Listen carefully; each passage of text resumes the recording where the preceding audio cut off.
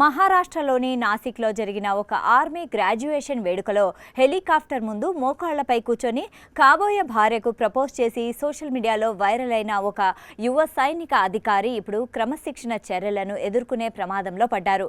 Army aviation పైలట్గా విజయవంతంగా శిక్షణ పూర్తి చేసుకున్న కెప్టెన్ భరత్ భరద్వాజ్ చేసిన ఈ పనికి మిలిటరీ ప్రోటోకాల్ గౌరవ మర్యాదలకు భంగం కలిగించే చర్యగా ఆర్మీ ఉన్నతాధికారులు భావిస్తున్నట్లు రక్షణ శాఖ వర్గాలు తెలిపాయి. ఈ మేరకు సదరు అధికారికి త్వరలోనే షోకాజ్ నోటీస్ జారీ చేసే అవకాశం ఉన్నట్లు తెలుస్తోంది.